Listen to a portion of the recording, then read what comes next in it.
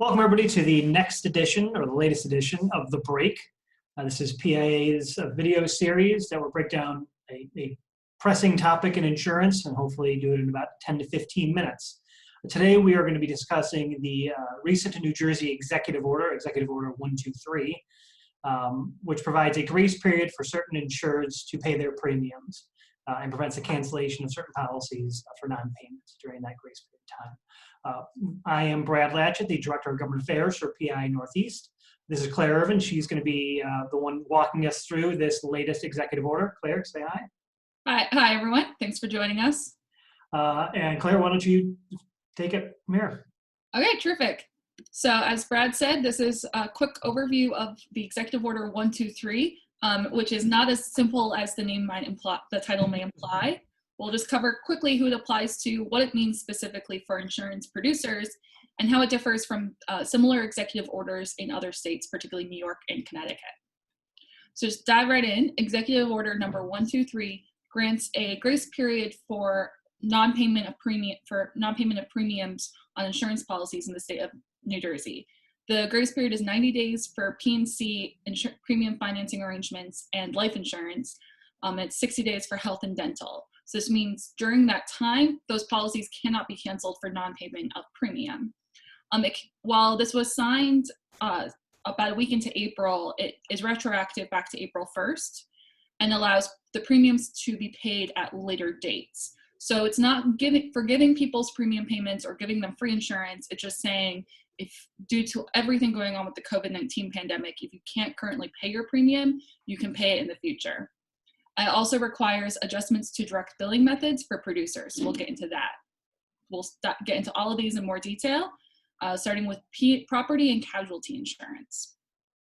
So as I said, the executive order requires insurers to grant a 90-day grace period for insureds who are facing COVID-19 related financial hardship. We've been taking that as an assumption if you're facing financial hardship in April, May, even back in the last weeks of March 2020, that would be COVID-19 related due to everything happening to the economy at the moment.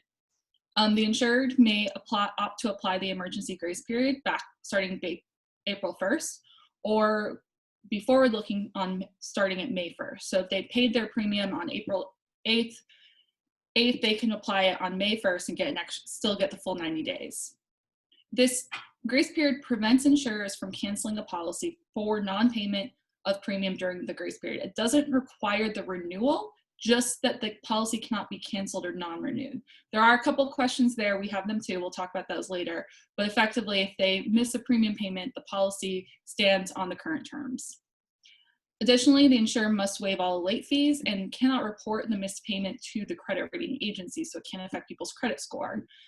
Premiums then can be repaid over the remainder of the current policy term or up to 12 months, whichever is longer. So it's a 3-year policy that started in January 2020. They get almost 3 years to repay. Notification must be given to each policyholder by the insurance carrier, not the producer. Life insurers it's fairly similar. It's another 90-day grace period where the policy cannot be canceled for non-payment of premium. It's the same where there can't be a late fee. It cannot be reported to the credit rating agencies. The premiums are due over 12-month period in 12 installments. So unlike the P&C, it's P&C, which allows over the life of the policy. Life insurance is just over the next 12 months. And again, insurance carriers must provide notice to each policyholder. Then premium finance arrangements also get 90-day grace period. Similar, can be either backward looking to April 1st, 2020 or forward looking May 1st, 2020. Same with it can't be reported to credit agencies, there can't be late fees, and allows for the repayment of the premium for the current policy term or up to 12 months and 12 equal payments. Late payments cannot be considered in any future premium calculations. So missing a payment in May and June 2020 can't be considered for a 2022 premium financing arrangement. It's just treated as if they paid at the payment date for each missed payment. Again, notice must be given to policyholders. Okay, so that was a lot of information. So we're going to kind of backtrack a little to look at more of the specific questions, starting with who qualifies for the grace period. And again, it's policyholders experiencing financial hardship as a result of the COVID-19 pandemic. It includes individuals and businesses and group policyholders and businesses with group insurance. They have, for health and dental, that's only 60 days, but it's still a grace period for non-payment due to COVID-19 related issues. For certain policies, at least the life insurance policies, they must have been in good standing on March 1st, 2020, but that doesn't apply to P&C insurance policies or policyholders. So then the time frame to kind of break that down again is pretty much it started April 1st. So a policyholder who missed a payment in early April, even before the executive order was signed, would still qualify for the grace period, 90-day grace period. And that if it starts April 1st, would run through about the end of June. And if they opt to instead apply it for the future policy starting May 1st, it would run through about the end of July. Those are estimations for the 90 days, or about 3 months. And again, it's not forgiveness. It's not giving people free insurance. It's simply saying it cannot be canceled during the current pandemic.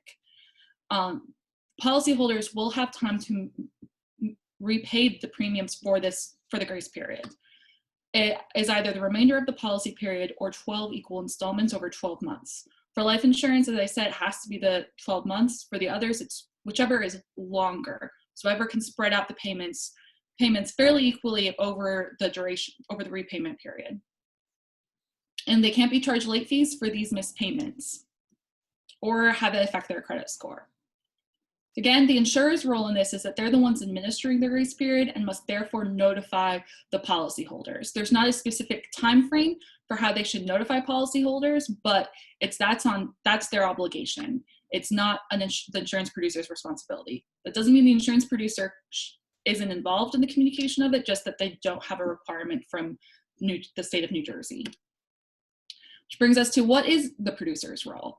The producers are probably going to have a lot of questions about it, so it's good to know about what's going on and what their carriers are doing about it, such as providing notice and how they're administering the grace period.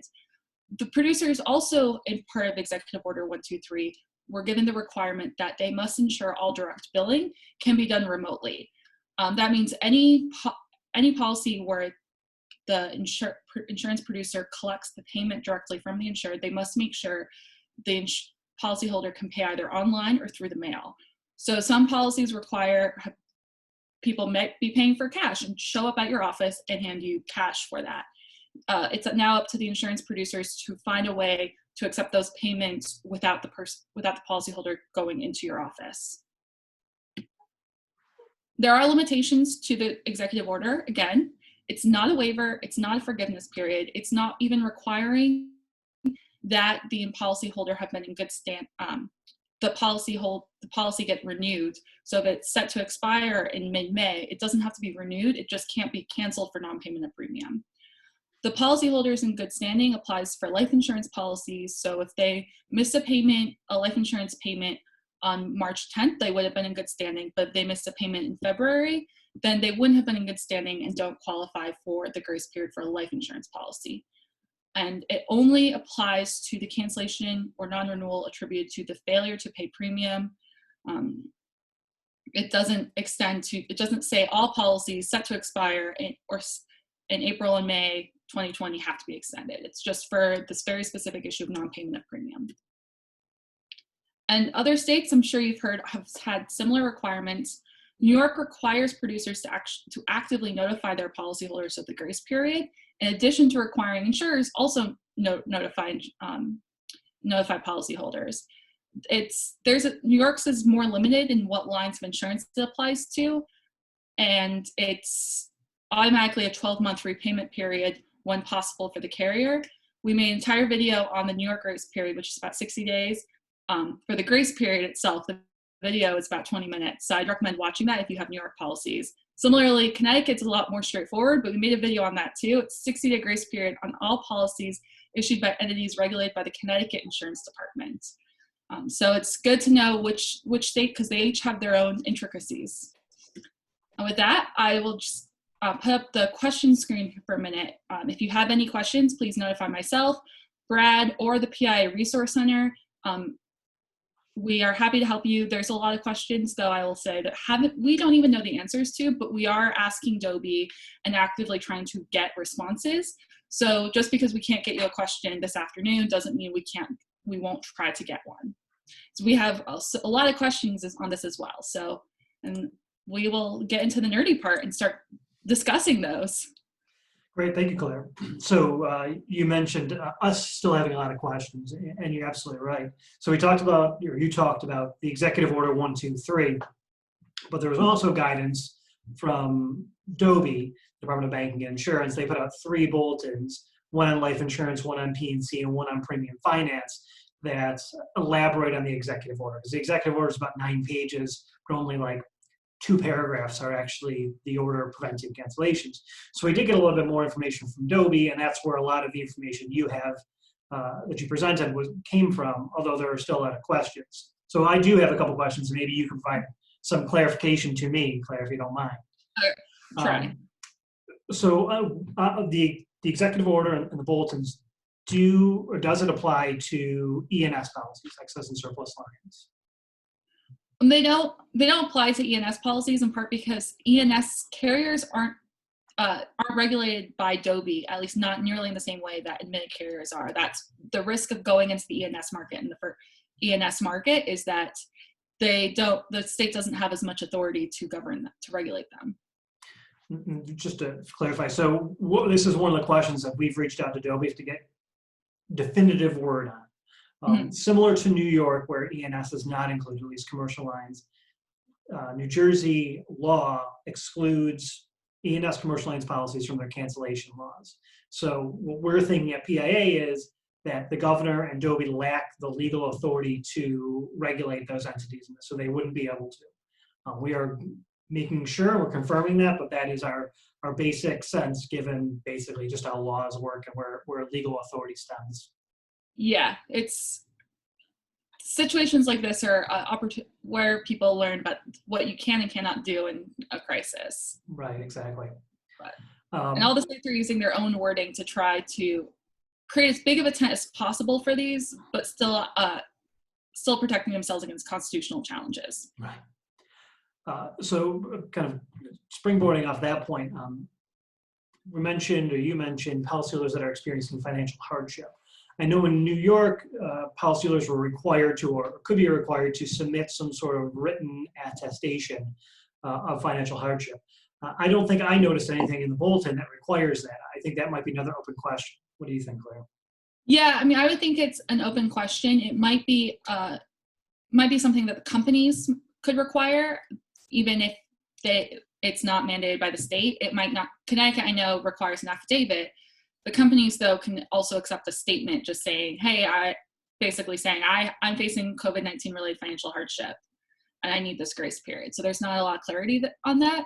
It's probably until that there's clarity up to the companies. Right.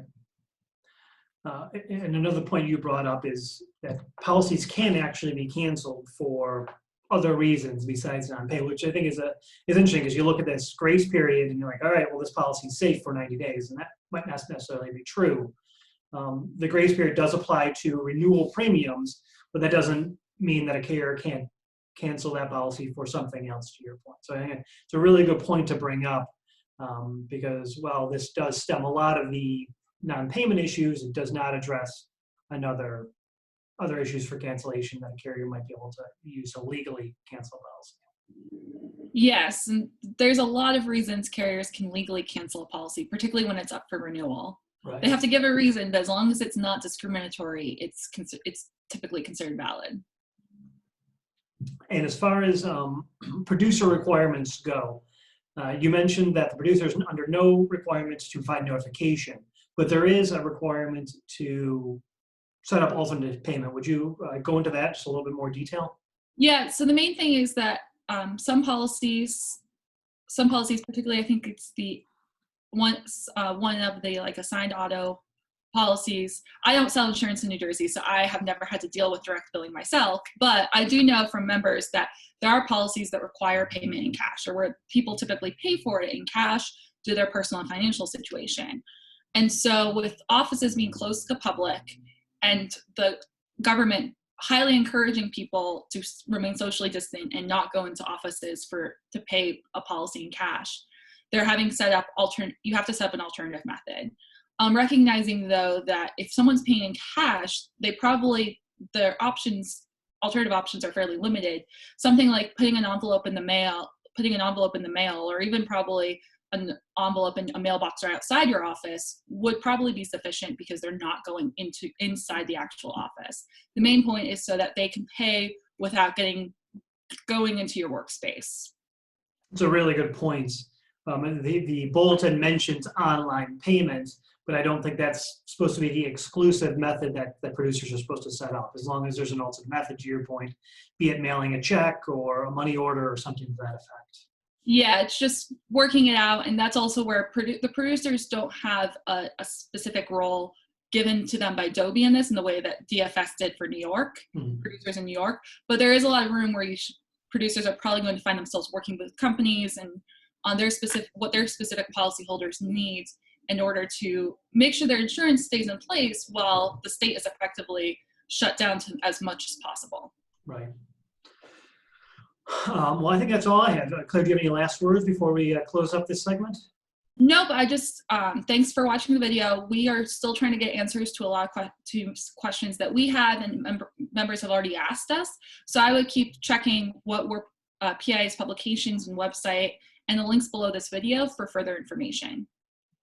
Great. Thank you, Claire. Appreciate the time, and thank you, everybody, for joining us.